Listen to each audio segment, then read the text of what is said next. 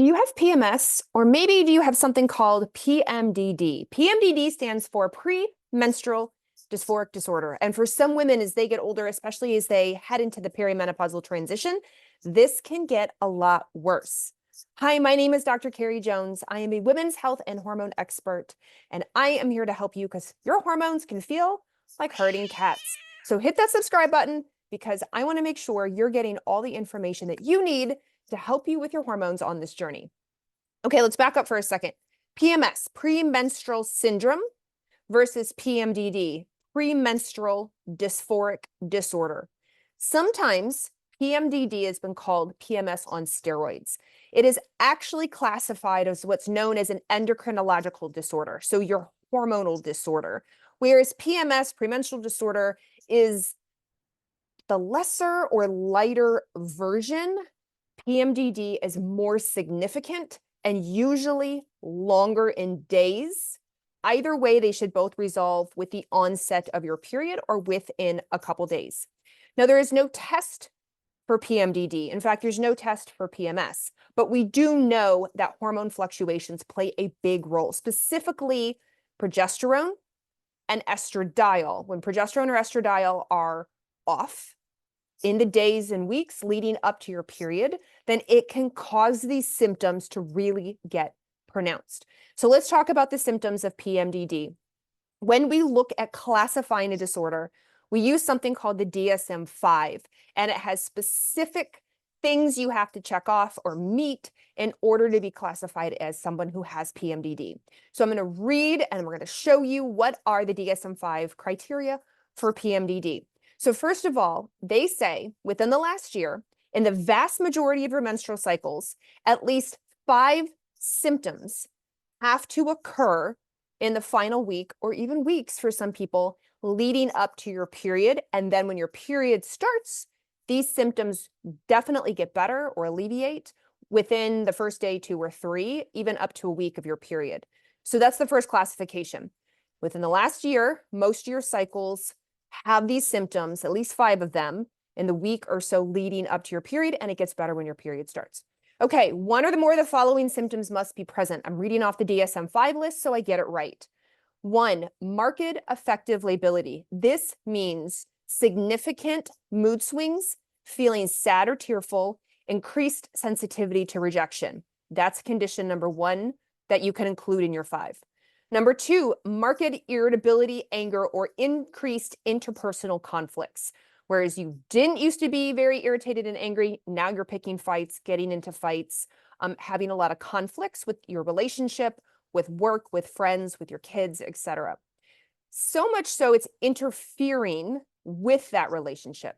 Number 3, depressed mood, feelings of hopelessness or self-deprecating thoughts. Number 4, marked anxiety, tension, and or feeling of being keyed up or on edge. You can see the word marked is in all of them, meaning significant, like much more than the average day if you're just stressed or if you're just feeling a little irritated, but like marked and leading up to your period. Then we get to the next category to include in this.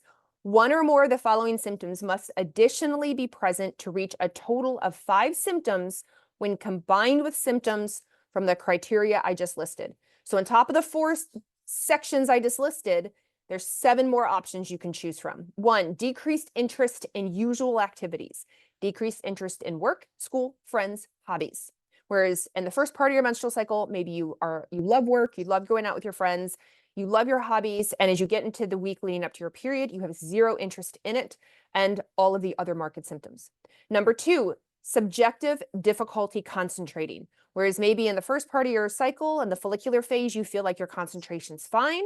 And in the week leading up to your period, you're questioning maybe whether you have ADHD or something is going on with your brain. Number 3, lethargy, easy fatigability or marked lack of energy. So you are very tired, not just kind of tired, but very tired. Number 4, marked change in appetite, overeating or specific food cravings.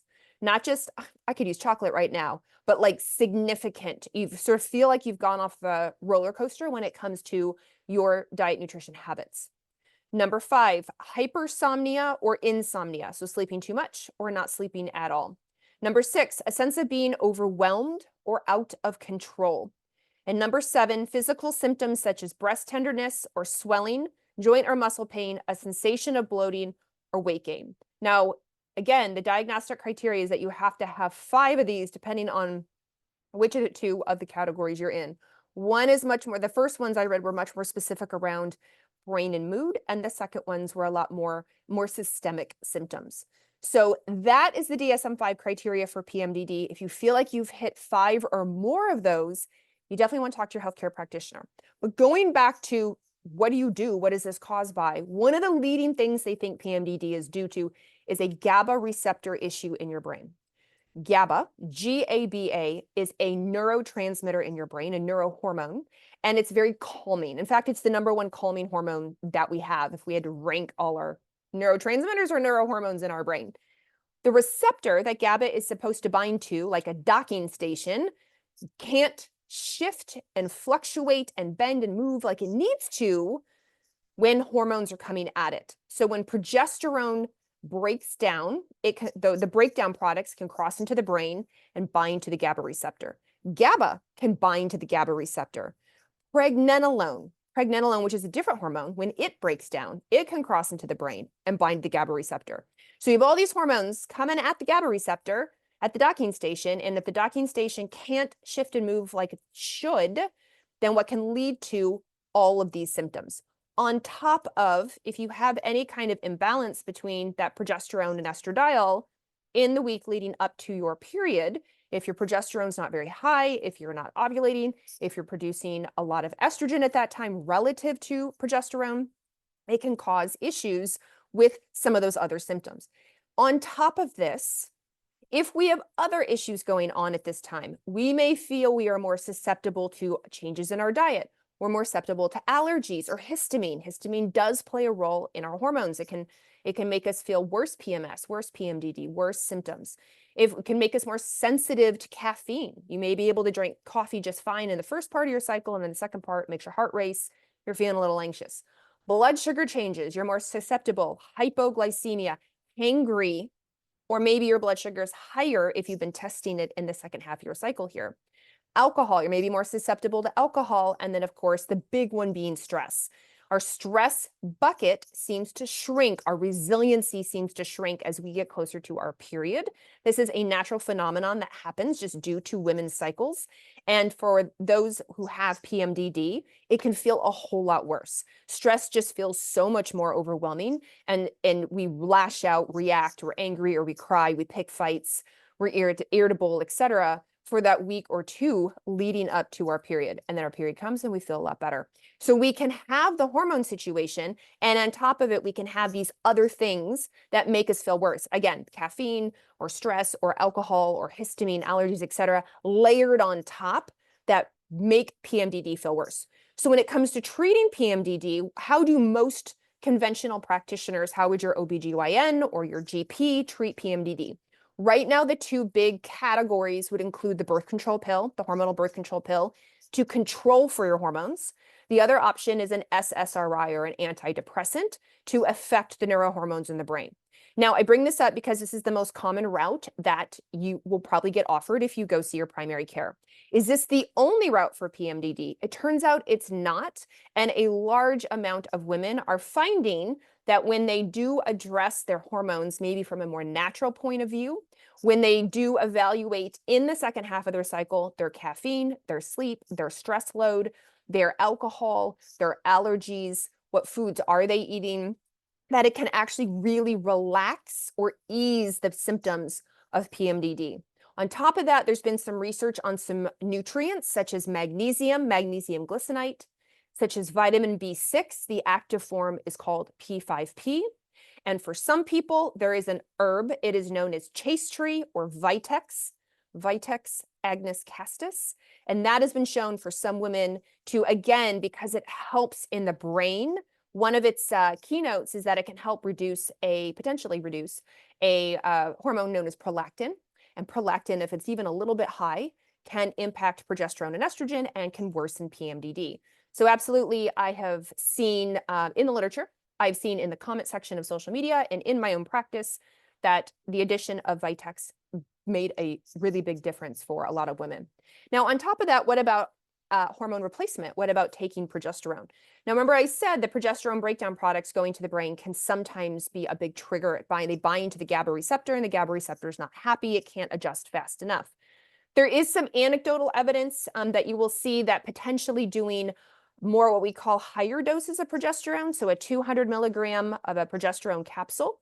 The branded trademarked is called Prometrium. So doing 200 milligrams of Prometrium at night, the 2 weeks before you start your period, and being consistent with it might help some women, especially if they're noticing that their doctor has told them you don't ovulate, therefore you don't make progesterone, or your progesterone production is not that great. And so there's all this weird fluctuation, and it's affecting the brain. It's unbalanced relative to estrogen at these different parts of your cycle. And so by adding in that 200 milligrams of progesterone might make a difference. So as I said, some magnesium glycinate, P5P or B6, Vitex or Chase Tree, or even talking to your practitioner about progesterone. That's if you don't want to go the birth control route or the SSRI, the antidepressant route, or maybe you've tried those routes and they didn't help, or you got other side effects. I just want you to know that there are some options out there, and PMDD is a lot more common than you think. As I said, women tend to notice a worsening in this as they get into the perimenopausal transition, because their hormones are fluctuating so much that it impacts the receptors in the brain. So if you felt like as if you've gotten older, your PMS has gotten worse, don't lose hope. It's possible you've shifted more into a PMDD. You want to make sure that you address and look at that DSM-5 that I read off. Do you have 5 of the 11 sort of categories or checkoffs that they say you have to be diagnosed with PMDD? And then let's look at you as a whole person. Let's get really personalized. Let's address nutrition. Let's address caffeine and alcohol and stress, cortisol.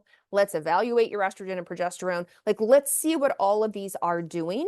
And that can absolutely make a huge difference in PMDD. I see it all the time. And if you need to do the birth control pill or an SSRI, that's okay too. If you are at your wit's end, PMDD can be devastating. It can be life-wrecking for a lot of women who don't realize what's going on. And then they get their period and it gets so much better. And they're like, man, who was I? I don't like when that happens that week or two before my period. So I just want you to know all of your options. None of them are absolute. Everybody's a different person. But hit that subscribe button. You're going to want to follow along, because I continue to talk about hormones like this, how it's affecting us as women, and what we can do either through a more functional, integrative, holistic approach and what we do conventionally. I'm Dr. Carrie Jones, and thanks for listening.